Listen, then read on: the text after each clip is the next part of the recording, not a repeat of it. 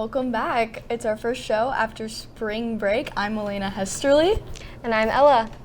So Ella, how was your spring break? My spring break was much needed. I needed a break. Yeah. Have you adjusted yet, or are you still in that spring break mode? I think I was still in that spring break mode until yesterday. I had some crazy travel experiences. I got stuck in New Jersey on my way to St. Thomas, and I got stuck in Florida on my way back from St. Thomas. Oh boy. Yeah, so I don't even know what time zone I'm in still. But. Oh, well, I actually don't have to watch. I can't tell you what time it is. But it looked like you had a great time. Who'd you go with? It was super fun. I went with my family and then some of our family friends, and then my boyfriend actually got to come on the trip too, which was really fun. Those are always the best trips, especially with family friends. And it's very special that your boyfriend got to experience that. Yeah, he was the mandatory photographer for me and my sister, you know. What were you up to? So I did a few things, but one of my highlights was going to the Naruto Symphonic Experience. My boyfriend has loved Naruto since he was a little tyke, and this was a very big deal for him. Oh my goodness. It was so cool.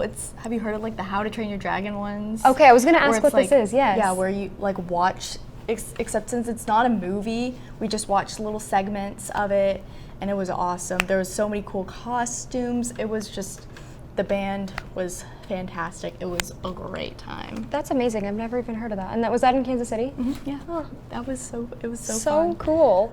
Oh my goodness. So we're just going to talk about some of the other things that some of our cast and crew did over spring break. So Jordan hung out with her dogs, Willow and Lincoln.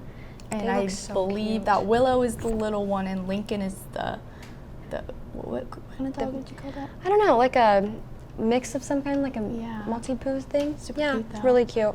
And it was Josie's first time going to Walt Disney World in Orlando. That's super exciting. jealous. That's always exciting. like such an exciting experience for your first time. Oh, for sure. I've only been when I was 5, so I don't even remember it. Oh no, you have to go again. I do.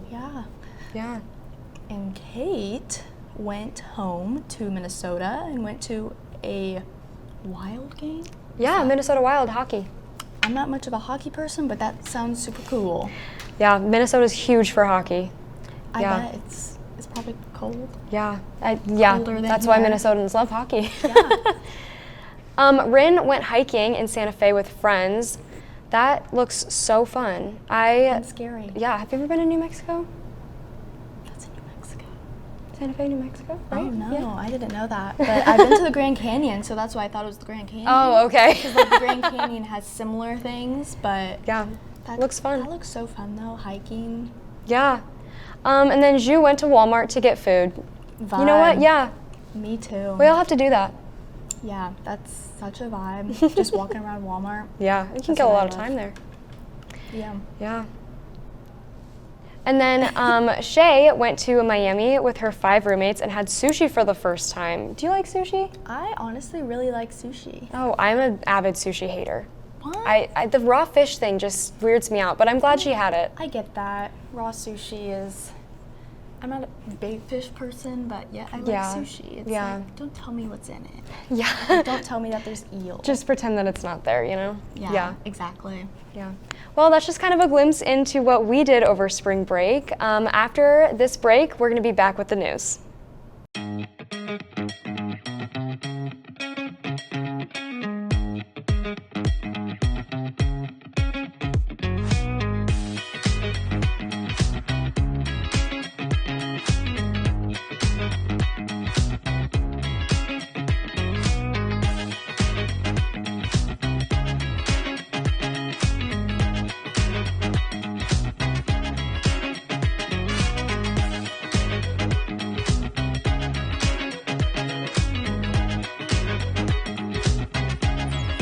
National champions deserve a clean campus.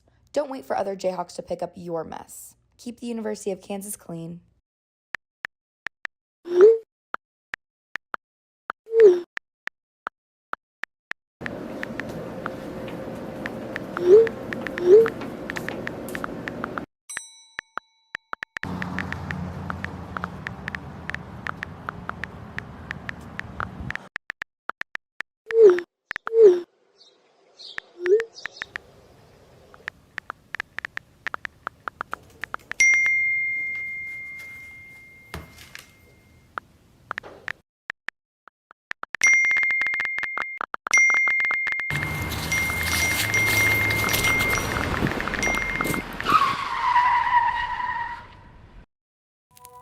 From adversity, we rose.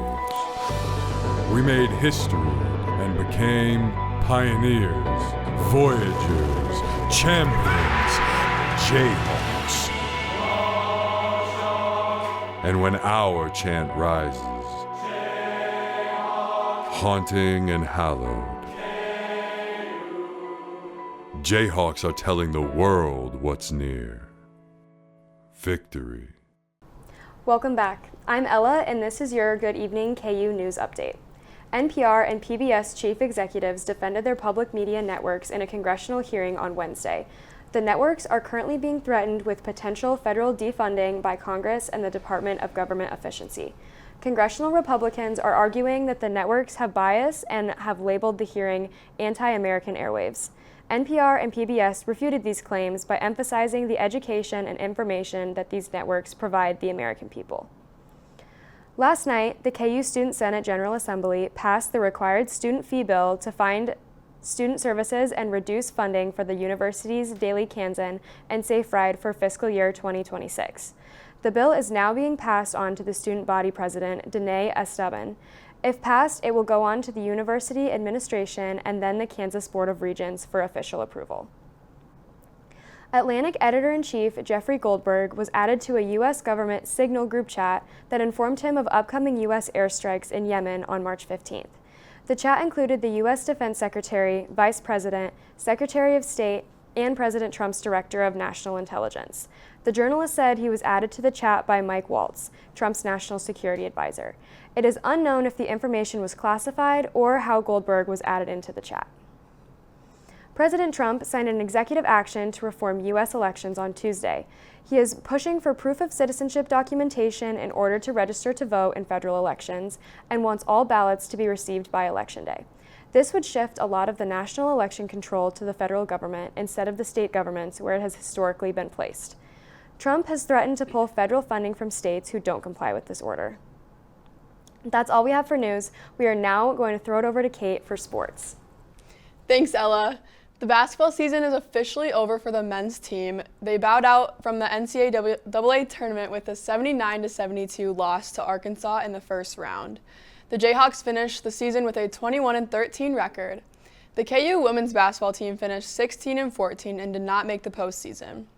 The softball team salvaged a 4-5 win over Utah on Sunday to even up their Big 12 conference record at 3-3. The Jayhawks are 15-12 overall after a 3-0 shutout victory over Missouri last night in Columbia. KU will host Texas Tech this weekend at Ochora Ballpark. The baseball team defeated St. Thomas 16-5 yesterday at Hoagland Ballpark to raise their overall record to 20-6. Big 12 conference play resumes this weekend with Oklahoma State coming to Lawrence for games on Friday, Saturday, and Sunday. The track and field teams placed 2 athletes at the NCAA Indoor National Championships the weekend before spring break.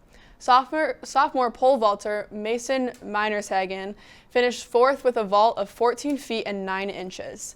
Senior Alexander Jung placed 9th in the heptathon with a final score of 5,752 points. Finally, longtime KU broadcaster Bob Davis died over spring break at the age of 80. Davis called KU basketball games and football games from 1984 until 2016. Head coach Bill Self called Davis a legend and a terrific human being. That's all we have for sports, and we'll take a quick break and bring it back to Josie for the weather.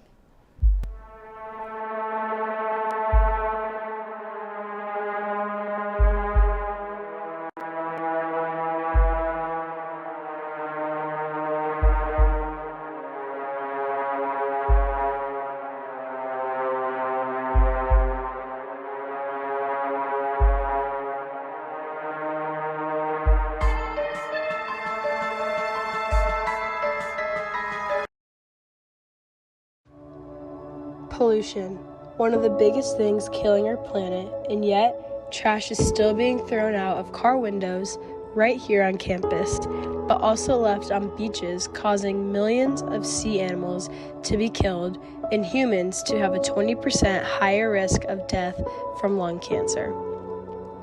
Pollution is not only just trash being thrown out by humans, but also factories, cars, and even wood burning fires, causing our air to be contaminated. It may feel like pollution is not affecting the area where we live, but that is not the case. Kansas suffers about 10 to 15 days each year of poor air quality. It may not seem like much, but it adds up and can lead to very negative effects. Pollution is killing not only our planet, but us too, and it needs to be stopped. It starts with you. Where you go to college makes a statement about you. This place will become a part of you, your identity for life.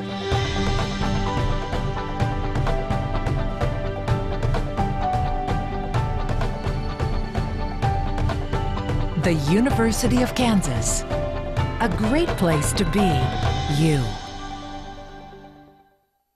Welcome back, Jayhawks. My name is Josie Parks, here with a weather update for you. To go ahead and get started, we're going to take a look at our week ahead. Our warm weather has finally come through, and I think it's safe to say that winter has passed. That's right. Good evening, KU. Weatherman Josie Parks has said that winter is over. It's okay. You can pack away those winter coats, break out the rain boots. Our warm weather is here.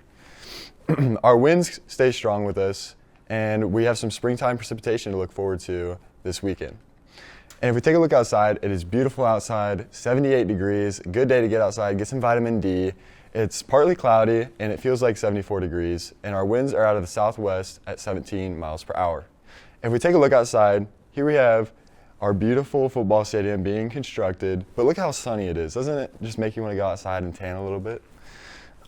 If we look at the surrounding area, Topeka's got our high at 80 degrees, and Leavenworth has our low of 77, which is pretty good. Lawrence, Ottawa, and KC all sit at about 78 degrees. So overall, pretty warm in our regional area. Looking into our night, we have a pretty warm evening with our lowest at 9 being 73. But yeah, should be a pretty warm evening compared to a typical night. 78 degrees currently. At 5, it'll be 80. At 7, it'll be 77 and sunny. And then here we get a drop off due to our nighttime, and our winds stay out of the south at 16 miles per hour. Tomorrow, we have a high of 77, which is a little bit cooler than today, but still pretty warm. Our winds stick around at 20 miles per hour out of the south. Our UV index is a 7, so great day for tanning. Make sure you wear some sunscreen. And we have gusts up to 36 miles per hour, which is pretty high. And since these winds are out of the south, we're getting a lot of moisture into our local area. So a little foreshadowing, if we get a low pressure center coming through, we should see some precipitation. Here is a weather map. And we have a low pressure system moving through this weekend, which is going to provide us some broad precipitation, nothing too crazy, no convective thunderstorms, just some light rain. So that's exciting.